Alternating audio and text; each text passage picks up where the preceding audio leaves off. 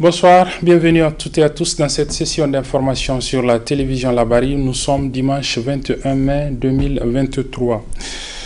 Débutons ce journal par ce constat sur les opérations de PMA des pensions des retraités de la fonction publique nigérienne. En effet, sur décision des autorités, les guichets de la Caisse autonome de retraités du Niger, Karéni, sont restés fermés hier et aujourd'hui pour permettre de rattraper le retard dans le PMA de ces pensions de ces retraités. Une équipe de la télévision Labari est donc allée sur le terrain constater l'effectivité de ces opérations spéciales de PMA des pensions des retraités de la Caisse autonome de retraités du Niger. L'équipe est composée de Chebou Guisso et de Ibrahim Boubacar. Je propose de suivre leur compte rendu.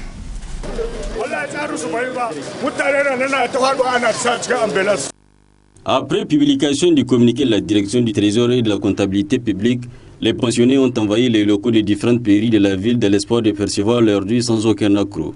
Mais malheureusement, ils n'étaient pas au bout de leur peine. L'opération de paiement est certes effective telle qu'est annoncée par les dits communiqués, mais c'est à la solde d'une organisation qui n'a rien d'humain. À notre arrivée sur les lieux, c'est un spectacle assez décevant qui se dessine. Les vieillards sont entassés, assis à même le sol, et d'autres depuis 6 heures du matin sont dans l'incapacité de retrouver leur nom sur la liste préétablie. Il n'y a pas d'ordre. Et ça, je le dis même demain. Parce qu'il y a des numéros de 0 à temps. On devrait faire ces numéros-là, numéro. Ce guichet, c'est de numéro temps à temps. Ce guichet, c'est de numéro temps à temps. On ne peut pas se tromper. Mais il y a eu un mélange qu'on ne peut même pas reconnaître. Voilà. Et vous voyez ces pauvres gens-là, assis ici, ça fait pitié. Moi, je suis âgé, c'est vrai. Mais il y a plus âgé que moi. Il y a beaucoup qui ont perdu connaissance ici, dans cette maison-là. C'est vraiment triste. Il faut qu'on revoie encore comment faire. Mettre de l'ordre. Payer tous ces bons moyens là pour que tout le monde parte à la maison. En bonne santé, ça ne va pas. Les cadres du Trésor sont débordés. Ce que nous conseillons, il faudrait multiplier les guichets. Et en multipliant les guichets, cela ne suffit pas. Il faudrait prévoir une ambulance près du Trésor parce qu'il y a des gens plus âgés que nous qui suffoquent. Il fait 42 degrés. Il faudrait des caïds comme nous pour tenir. Donc, il faut prévoir un dispositif sanitaire. Et c'est salutaire de payer samedi et dimanche. Il y a une certaine lenteur, mais la lenteur est due au nombre insuffisant des guichets. Il n'y a que 5 guichets pour plus de 4000 personnes. Pour déplorer les conditions dans lesquelles ils sont assujettis, des pensionnés n'ont pas manqué de proférer des Allaya Issa et des Irnani Dirkoy. Pour d'autres, ces histoires de paiement sont juste des manœuvres pour les empêcher de tenir la marche qu'ils avaient déjà prévue. À rappeler enfin que pour un État avec un régime dit démocratique, le Niger est vraiment particulier. Hajj 2023, à quelques semaines du début des opérations de vol sur les lieux saints de l'islam, quelques structures d'organisation du Hajj ont des inquiétudes. Elles l'ont fait savoir dans une déclaration rendue publique cet après-midi au niveau de la Maison des jeunes de Sékou de Niamey. Il s'agit de la Fédération nigérienne des associations et syndicats pour le Hajj et la Oumara qui demande aux autorités au plus haut niveau de s'impliquer pour éviter aux pèlerins nigériens des situations de désastre en terre sainte. Et pour ces structures d'organisation du Hajj et de la Oumara, le COHO est le principal acteur de ces inquiétudes qui persistent sur l'organisation du Hajj de cette année. Le résumé de cette déclaration avec nos reporters Sadou Doumi et Adamou Soumana. Les responsables des agences de voyage Hajj et Oumra regroupés au sein de la Fédération nigérienne des associations et syndicats pour le Hajj et de la Oumra se retrouvent ainsi pour une énième fois afin de se pencher sur l'organisation de l'édition 2023 du Hajj. Après une analyse pertinente de la situation, ces hommes et femmes dégagent ces constats. L'organisation du Hajj au Niger souffre de l'inexpérience du commissaire et de son refus de chercher à comprendre les axes stratégiques et complexes de cette organisation. Il a voulu d'un décret appliqué comme il le veut dans ses intérêts. Obliger les chefs de groupe à accepter les hébergements qu'il veut à plus de 1000 pèlerins au même immeuble. On rencontrera des problèmes de transport des pèlerins au lieu de culte. Et aussi certains hébergements sont loin de la Sainte Mosquée. presque à la sortie de la ville, sur la route de Jeddah. Pour ceux qui le connaissent, Albec, Rond-Point Toulou et aussi Yablèche. Dans ces zones, il n'y a ni facilité de transport, ça coûtera cher aux pèlerins, et ni nourriture. S'agit-il réellement de protéger les pèlerins? C'est surtout vouloir ainsi rapprocher les pèlerins du bureau du Coho à la Mecque. Tous les hôtels que les chefs de groupe lui ont proposés, il les a rejetés d'un revers de main. Pourtant, tous sont agréés par les autorités saoudiennes. En dehors de l'aspect hébergement des pèlerins, les responsables des agences tirent également la sonnette d'alarme sur le domaine du transport. Nous rappelons que les contrats signés avec les avionneurs conditionnent les contrats des hébergements de Médine qui pour ce Hajj sont des contrats fermés. Si ces contrats ne respectent pas la date prévue d'entrée à Médine, tout l'argent versé sera une perte et cela sera sous la responsabilité du seul signataire et ses alliés.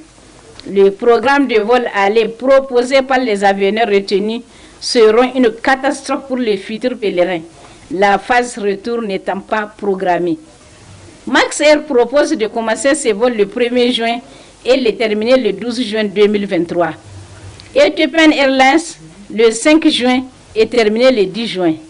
Flynas du 21 juin au 22 juin 2023. S'il vous plaît, étudiez ces plans de vol aller. Le jour de Arafat sera probablement le 27 juin 2023. Dans les deux premiers cas, les pèlerins attendront 22 à 26 jours avant les rites du Hajj. Le troisième avionneur, lui, va transporter son quota à 4 jours du jour de Arafat. Combien de temps les pèlerins nigériens feront à la Mecque? Attendons-nous à des désagréments pires au Hajj 2022. Comment tenir? Il urge que des solutions idoines soient trouvées pour éviter aux futurs pèlerins nigériens l'accomplissement des rites dans des conditions pénibles, mais aussi et surtout rétablir un climat de confiance entre l'autorité en charge de l'organisation du Hajj et les responsables des agences. Le parti Rassemblement des démocrates nigériens, RDN Labizé, a tenu aujourd'hui son deuxième congrès ordinaire, une instance qui a permis donc de renouveler les structures du parti, notamment le bureau politique national, et c'est le président sortant, Ousseini Salatou, qui a été reconduit à la tête de ce bureau politique pour un mandat de 5 ans. Résumé de ce congrès ordinaire du parti RDN Labizé avec nos reporters Aboubakar Souley et Ismaël Moumouni. Véritable démonstration de force. Ces jeunes, femmes et hommes ont assiégé le centre culturel Diarsekou afin de participer au deuxième congrès ordinaire du Rassemblement des démocrates nigériens RDN Labizé. Les partis politiques de tous bords, mais également la société civile, ont répondu présents au congrès de RDN Labizé dirigé par le rassembleur et charismatique Ousseini Salatou qui place les citoyens au cœur du développement. Notre congrès d'aujourd'hui se tient dans un contexte démocratique difficile, lié à des facteurs exogènes et endogènes. En réalité, les facteurs endogènes dépendent en grande partie du comportement du type de citoyen qui est en train de produire notre démocratie. D'où le choix du thème de notre congrès, à savoir la citoyenneté, le labisterie comme fondement de la démocratie. La citoyenneté est le statut juridique qui permet à un individu de devenir un citoyen. Elle donne accès à l'ensemble des droits politiques tout en créant des devoirs permettant de participer à la vie civique dans une société ou dans une communauté politique par opposition au fait d'être ses résidents. Dans une société démocratique, la citoyenneté est également l'une des composantes du lien social, notamment par l'égalité de droits qui y est associée. Malheureusement, l'exercice ou disons la jouissance de ces droits conférés par la démocratie est très mal compris par les citoyens nigériens. Au RDN Labizé, nous croyons sincèrement qu'il n'est pas encore tard pour revenir aux normes. Le changement de mentalité est possible. Un nouveau type de citoyen, un nouveau Labizé est possible par l'éducation civique et morale qui passe nécessairement par l'intériorisation des textes de la République et la pratique du bon exemple. Les congressistes ont reconduit leur leader incontesté Ousseini Salatou à la tête du parti pour un mandat de 5 ans. Le président a invité les militants à être des citoyens modèles. Conscient des enjeux futurs, nous nous engageons avec l'ensemble des membres du bureau politique à donner le maximum de nous-mêmes afin d'atteindre les objectifs à nous assignés par le Congrès, celui de placer haut notre parti sur l'échiquier politique national. Eu égard à la jeunesse de notre parti, nous aurons certainement besoin du concours de tous et surtout de nos amis politiques pour leur expertise avérée. Chers camarades, je vous exhorte une fois de retour dans vos foyers respectifs de rendre compte des discussions des assises de notre congrès à nos braves militantes et militants et par la même occasion, je vous demande de procéder tôt à la mise en place effective de toutes les structures communales, départementales et régionales.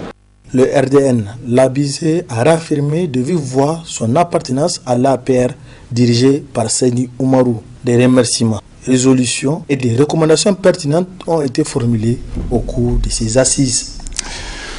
Et pour refermer ce journal, retenez que la confrérie Tijania du quartier Talagué, c'est dans le 4e arrondissement communal de la ville de Niamey, a son chèque en la personne de Ibrahim Sita. La cérémonie de sa graduation a eu lieu hier après-midi en présence de plusieurs leaders religieux venus de toutes les contrées de notre pays, nous rapportent Aboubakar Soleil et Hamza Sakou.